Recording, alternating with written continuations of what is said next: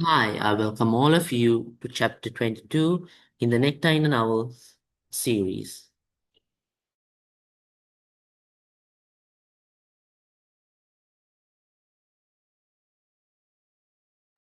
Seldom and Ira had always been close.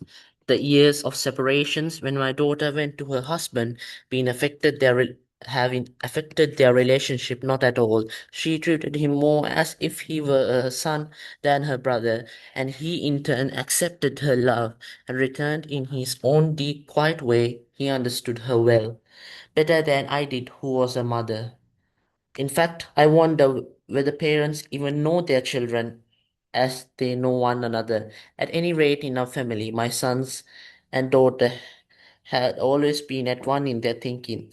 Schism means being divided. There was no division on them, and there was open between them and us, never between themselves.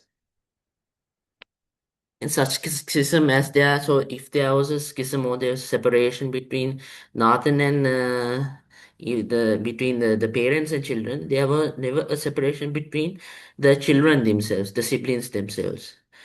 Kali said this was so because they were better read, more learned than we were, but ever since the troubles at the tannery in which her sons had become involved, and for other reasons, she had been prejudiced against any kind of learning. In her view, most of the troubles in the country sprang from the pages of the books.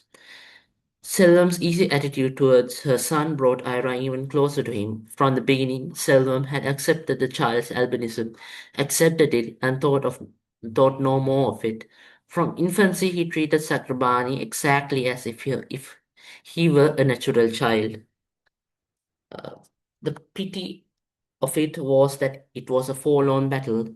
No amount of such action, or on his part or ours, could bring others to the same persuasion. Sakrabani was isolated from the start, a white crow in a flock of black, a grain of wheat among the rice.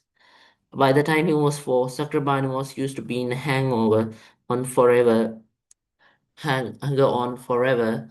Uh, on the fringes of others' activities. Because of this, his difference, the other children uh, never included him as a matter of course in their games.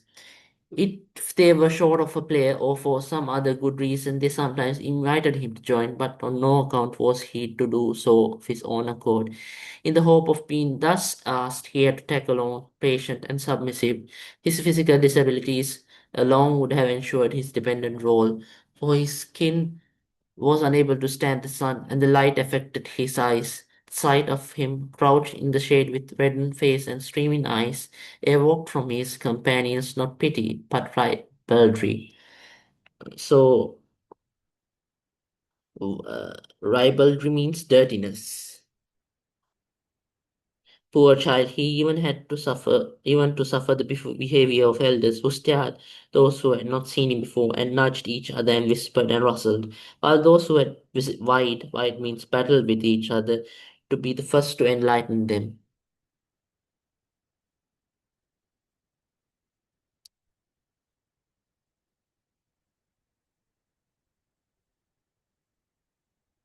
Then one day, sprung from who knows what tones flung at him, his questionings, first of many, began. Mother, what is a bastard?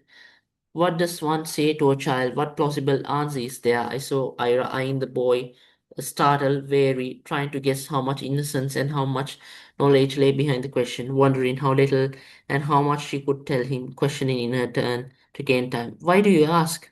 I want to know. It is a child whose birth his mother did not wish for. Oh, he said, looking at her speculatively. Speculatively means thoughtfully. Did you wish me to be born? Yes, of course, darling, Ira cried, and all the guilt of her efforts to have an abortion was in her voice. So Ira did try to have an abortion, but she did not do. I would not lose you for anything. Why do you have to ask? I wanted to know, he repeated lightly, noncommittedly, uh, not knowing how cruelly he had hurt his mother. Some days later, he tackled her again. Mother, have I got a father? Yes, dear, of course.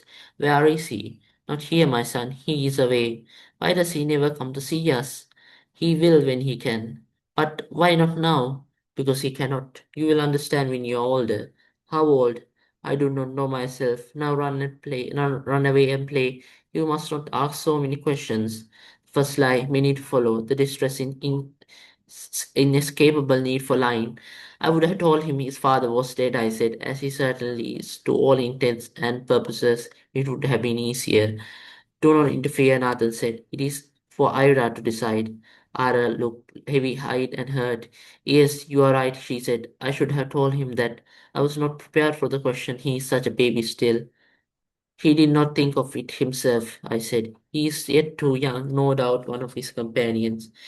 Leave it, said Nathan. Do not upset the girl anymore. So, in the novel simultaneously points out the strict uh, social mores or moral attitude that dominates the Indian society and the strong bond within families to counteract social stigma. So we can see that here in the place where Nathan suggests that it would have been better, and Rukmani suggests that would have been better if she had told him the father was dead. He put out his hand to Ira, but she shied away from it. I saw her leave the hut. It is no use going to her, Nathan said sadly. Such comfort as there is to be had come must from her own spirit.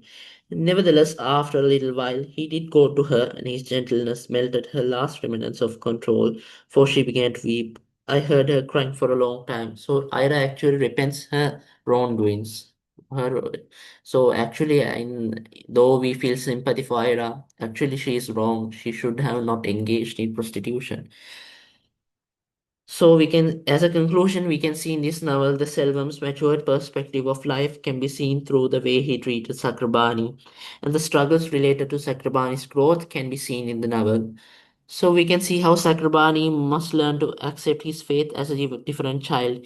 Initially, Ira tries to lie and protect Sakrabani from the truth, but it is clear that he already knows where he came from.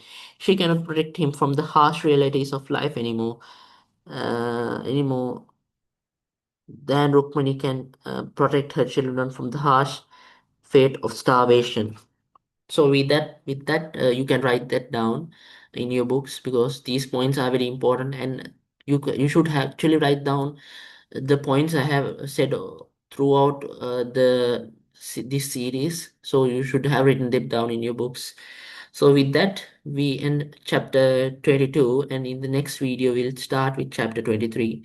So remember to like, do remember to like my video, subscribe my channel, and click the bell icon for more notifications. Thank you.